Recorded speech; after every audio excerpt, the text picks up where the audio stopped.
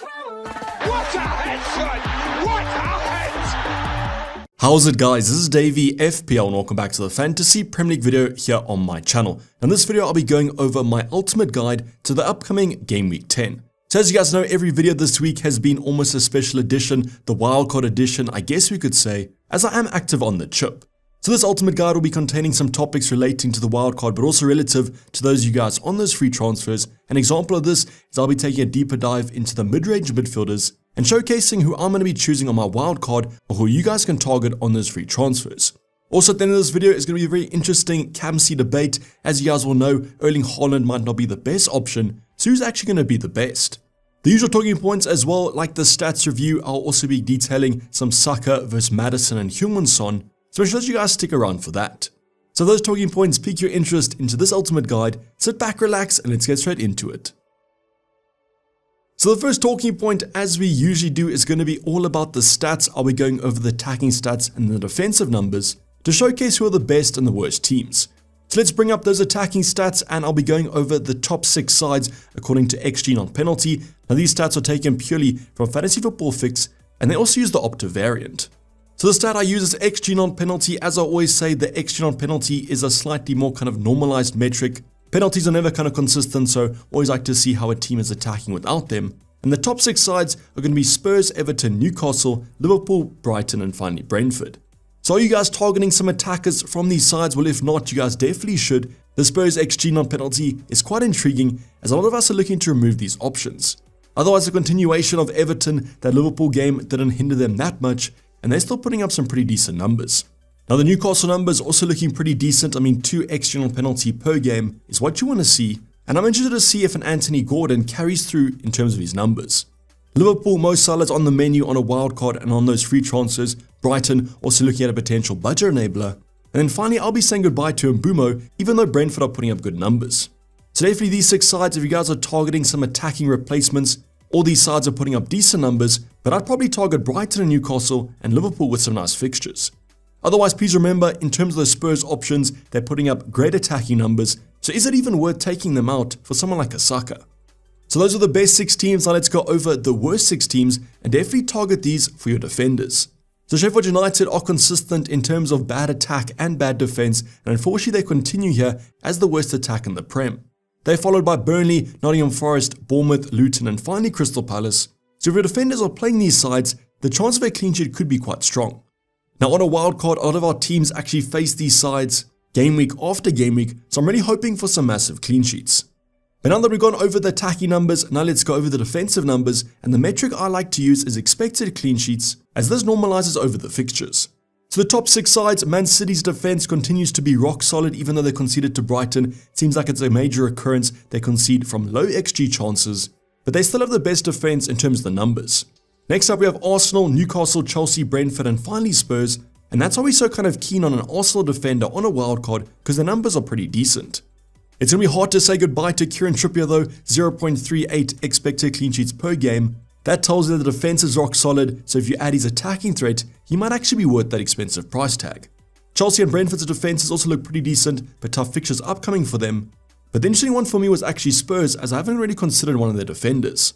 So maybe Unadogi or Pedro Porro is worth including on a wildcard, but I don't exactly know if I can afford them. Now the more exciting options are going to be the bottom 6 sides. These are teams to target for your attackers. Look at this for the kind of captaincy rotation, because these teams are simply shipping goals.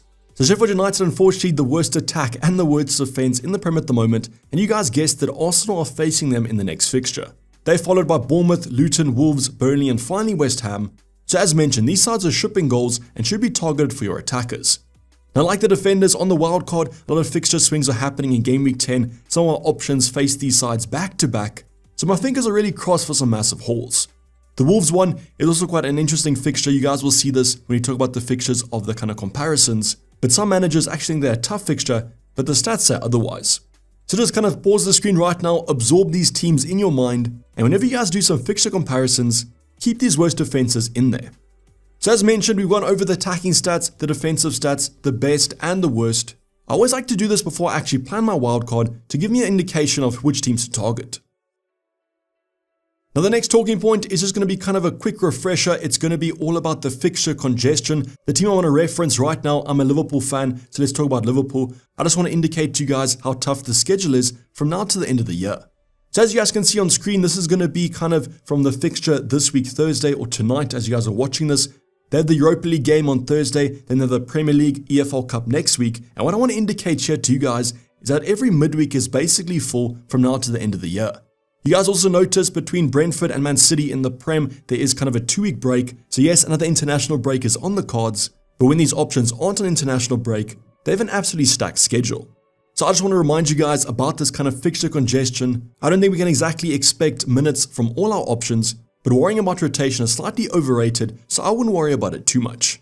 Just go for options that you think will play the majority of minutes. For example, a Salah, a SAKA, these sort of options should definitely be playing. And maybe even target teams that don't have such a stacked schedule like a Chelsea or a Spurs. But this time is nearly upon us. As you guys will know, the Christmas period is absolutely stacked with football. Great for us FPL managers, but not great for the actual players. But now we're going to head on to the heavy hitting topics of this ultimate guide for Game Week 10. The first one is one question that's on most people's minds. If you guys are on those free transfers and you want to look at a SAKA, who should you be taking out? So the Spurs options have kind of emerged as like-for-like replacements. The reason for this is they're on the same price point. The fixtures do get slightly tougher. And the two names are going to be Maddison and Heung-min Son. So what I want to showcase for you guys first is just a comparison between these two options to decide who's actually better. Now the first indication I wanted to showcase is the price difference. So Maddison currently 8.1 million, whereas Heung-min Son comes in at 9.5. Now yes, you guys might have bought these players for cheaper, so their prices might be slightly less. But if you were to buy them right now, these are the price points. So that price difference has to be spoken about. You guys can easily downgrade Heung-min Son to a SAKA with the free funds, but you'll require some money in the bank if you guys want to upgrade James Maddison. And this FPL season Game Week 1, we spoke about how we had so much money in the bank. Come Game Week 10, we're not looking that strong. So that 1.0 difference is quite a lot. I just want to talk about that first because as you guys will expect, Son should be better than Maddison because he is slightly more expensive. So now on screen, I'm going to bring up the stats. We're going to go over the minutes, XG, XA, points, and expected FPL points. And as you guys can see, Maddison is slightly more nailed in terms of minutes. Now this is mainly due to the fact that Heung-min Son has been carrying that knock. He seems to be playing about 70-80 minutes every single game. And that's why James Maddison has that slight edge. I've rated these stats according to XG per 90 minutes though. So these have been averaged. So let's go over the XG stats. So as you guys can see, Heung-min Son playing as that striker. Now these are from the start of the season to the current game week. And recently Heung-min Son has been playing as the striker instead of on the wing. Now his stats have kind of improved dramatically in terms of that striker position. And that can be seen from his XG, which is currently better than Maddison's. If you do take this to XA though, Maddison is slightly better. This is an expectation though, Maddison more of an assister, whereas Son generally is more of a scorer. In terms of actual points, you can see that Heung-min Son is scoring a lot more points than Maddison at the moment, 8.58 per 90 minutes, compared to James Maddison's about 6.7. Now Heung-min Son is currently overperforming though. In terms of expected FPL points, we can see that James Maddison is expected to score 6.0 compared to Heung-min Son 7.2. Now don't stress about this. I'm not kind of saying that Heung-min Son is going to kind of degrade. The reason that Heung-min Son usually overperforms is that he is quite a clinical finisher and therefore takes advantage of low XG chances. So no need to worry about the kind of overperformance. Heung-min Son always overperforms. As mentioned, just the quality finisher. The one thing we haven't taken into account though is going to be the penalty threat. We don't exactly know who's on penalties between Maddison and Heung-min Son, but if I had to put a bet on it, I probably would say the South Korean.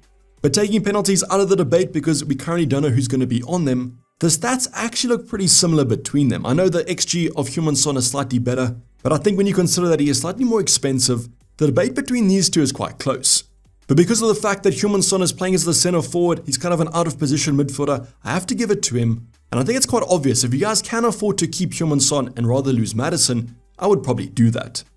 So let's take this debate one step further. We've kind of clarified the fact that Son is better than Maddison. Yes, he is slightly more expensive, but I would probably keep Son. But would you guys take Maddison out for SAKA?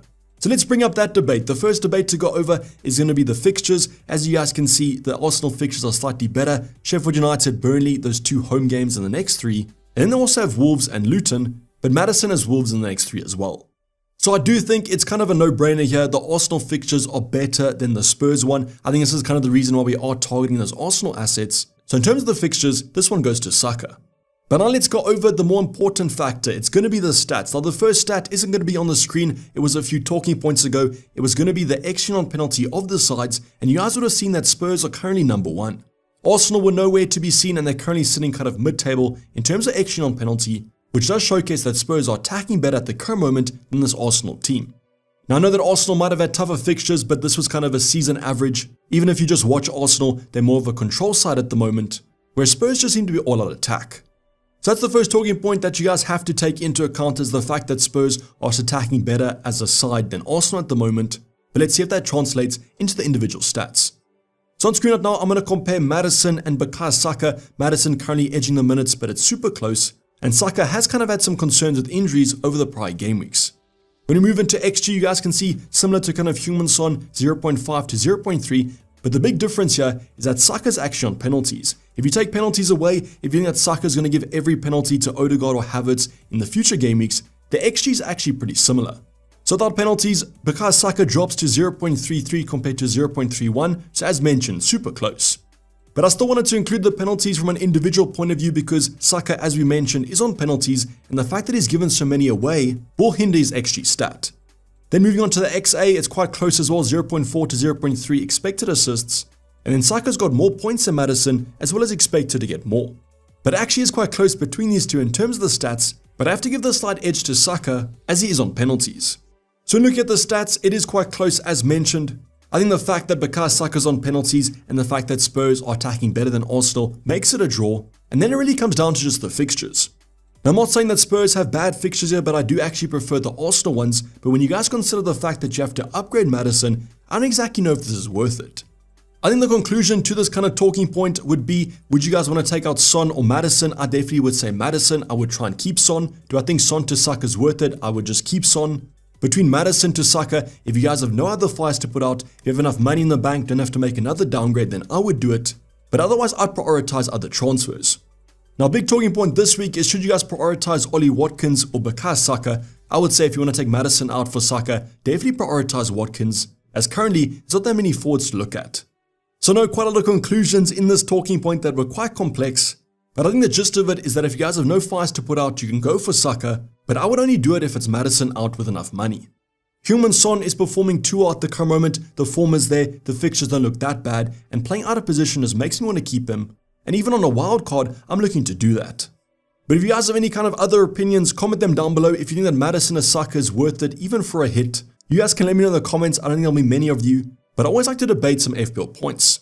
If you guys are considering this move, are you guys actually doing it this week? Are you guys actually looking at Son to Saka instead? Or are you guys holding firm on the Spurs assets, as they are attacking pretty decently? Now the next pretty big talking point I want to go over is a comparison between the kind of 5.5 to 7.5 midfielders, and the players I want to cover are going to be Bowen, Gordon, Mitoma, and Dayvy. Now if you guys have any of these assets, I definitely just keep hold of them. A lot of people looking to take Dayvy out, but you guys can't, as those Aston Villa fixtures upcoming are simply outstanding. So talking about those fixtures, let's first go over them for each of these sides. I'm going to start off with Jarrod Bowen from West Ham. Great fixtures on the cards here, and him also playing kind of out of position means that his XG is pretty decent. But as you guys know, he is the most expensive out of these four, comes in about 7.3 million, and therefore you guys have to include that when you guys talk about him in the comparison. Some people have been saying when you kind of break these fixtures down in terms of the teams, the fixtures actually don't look that great. But I can see West Ham scoring in basically every game here, and that makes me want to get him. Then the next option is slightly cheaper, or the cheapest of these four. It's Anthony Gordon, comes in about 5.6. Yes, the Newcastle fixtures don't look as strong, but like Spurs, they're attacking pretty decently at the moment. Now with Gordon, it seems like he'll be nailed for the future game weeks. With Tonali's suspension, I expect him to play quite a few, and he seems like Eddie Howe really does like him. Now the biggest thing about them with the fixtures is they do face Arsenal, Chelsea, and United in the next 6, but you guys will notice those are all home games, and Newcastle are a different animal at home. Then in between that they have Wolves, Bournemouth, and Everton. I can see them pumping those sides, and therefore Anthony Gordon is a really attractive option at his cheaper price point. The next player is Mitoma, and you guys can see the next 4 fixtures are simply outstanding. Fulham, Everton, Sheffield United, and Nottingham Forest, all 4 of those teams are some of the worst defenses. The medium term also doesn't look too bad after those Chelsea and Brentford games, so Mitoma could be a hold through this festive period. Then the last option is going to be Dayvy from Aston Villa, and as mentioned, you guys can't take him out before Luton, Forest, and Fulham. Even Bournemouth in 5 game weeks time looks outstanding. So in terms of the fixtures, it's super hard to call who actually has the best ones. I'll probably give it to Brighton for the short term, but between Bowen and Dayvy, the fixtures also look pretty decent. I'd say Gordon at the current moment is the lowest rating, but you guys have to take into account that Newcastle are playing so well, and I can actually see them scoring against anyone. So to make this debate slightly easier, let's go over the stats because I can't really break these players down in terms of the fixtures. They all come in at different price points, so let's hope the stats kind of differentiate them. So I'll be comparing on the same stats, minutes, XG, XA points, and expected points, and as you guys can see, Jarrod Bowen the most nailed out of all of them. Anthony Gordon has the lowest amount of minutes, but remember, he was suspended after picking up the 4th yellow card, so just take that into account. The one thing I also want to note is Mitoma's minutes. He's played a bunch of minutes this Premier League season, and I wouldn't consider him a rotation risk, as some people have been saying. Especially with these Brighton injuries, he should be playing the majority of minutes, and with those next 4 fixtures, that looks absolutely dreamy. But let's go over XG, and as you guys can see, Jarrod Bowen's kind of taking advantage of that second striker or main striker position, and he has the best XG out of them. Interestingly enough, the cheapest option comes in second, 0.33 for Anthony Gordon, and he's followed closely by Mitoma. You guys will note though, with Dayvy is taking up more of an assisting role than an attacking role, and he has the best XA at 0.5. Now you guys will see this when you guys watch Aston Villa, he always seems to be supplying Watkins up front, so if he became a little bit more selfish, he might be a better FPL asset. You guys can also see Jarrod Bowen as that kind of striker position, taking up a low amount of XA, whereas Anthony Gordon comes in second with 0.29. Now in terms of actual points scored, you guys can see Anthony Gordon per 90 minutes is scoring the most at 6.6, but he's also played the least amount of minutes, so keep that into account. Jarrod Bowen following close by, which you would expect, as he is the most expensive option. Now finally, in terms of expected FPL points, you guys can see once again, it's very close between Bowen and Gordon, but Dayvy is also quite close at 5.5. The expected FPL points here don't do me any favors. All of these players are expected to score more than 5 points per game, and there's not much difference between them except for price. So what I've kind of gauged from here is the fact that Newcastle are a great side. Yes, they've had some easier fixtures recently, but had a super tough run at the start of the season. So Gordon at his price point is an absolute steal, to be honest. But I think if I had to go for one of them, if price wasn't a factor, I think Jarrod Bowen is definitely the one I would look at. Nice fixtures coming up, great stats, and I expect him to continue this good form. Between Mitoma and Dayvy, it's quite close. I think I would just currently edge Mitoma for the short term. But to be honest, if you guys combine the XG and the XA, he's looking pretty decent. As mentioned, I just wish that he was slightly more selfish, because if he was, he'd be a better FPL asset, as you'd rather your options score than assist. But let me know in the comments down below, who's your favorite option out of these 4? Yes, Jarrod Bowen is more expensive, but as I said, just do kind of a no price option, and then taking price into account. I think that Gordon's is still at his price point, but I would pick Bowen if I could afford all of them. Now the last talking point to go over is quite an interesting one. Game week 10 is going to be the game week of the captaincy, as there's so many options to actually get the armband. So the first one is a no-brainer, it's Erling Haaland. If you guys want to go there, that's 100% fine. Here's Manchester United away, and he's expected to score 5.8 points.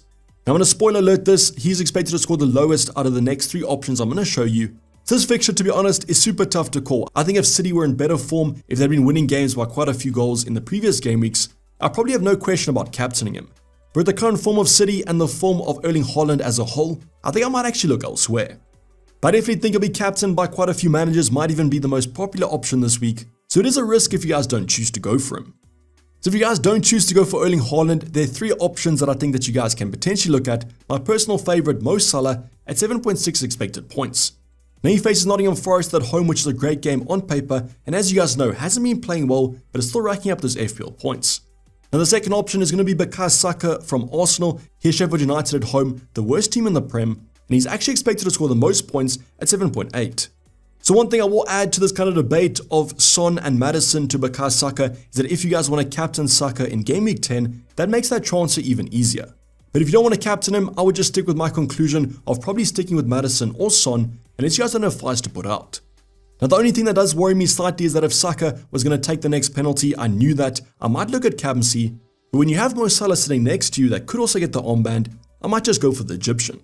Now if you guys want to take an outside punt, go for a forward option. I think that Ollie Watkins is a great shout, even though his projected points are slightly lower at 6.7. He faces a Luton side at home that's also pretty terrible at the moment, and Aston Villa are scoring freely, and so is Ollie Watkins. I will say though that out of these options, probably the one I'm most confident in is going to be Mo Salah, and therefore I'll probably give him the armband in my wildcard team. But a big debate to go for. If you guys are on projected points, Saka might be the better one. I really want to see what your guys' captaincy option is this week, so comment down below who's your captain. Now this is going to be the kind of last talking point of the ultimate guide, but as always, if you guys have any questions, any talking points, drop them in the comments down below and I'll try to get back to you as soon as possible. But this is basically a wrap for the video, guys. Hope you guys did enjoy it. Please don't forget to like the video and subscribe if you haven't subscribed yet. I'll be seeing you guys tomorrow for the final wildcard team, so make sure those bell notifications are turned on. But I'm signing off. It's been Dayvy FPL and I'm out. Cheers, bye.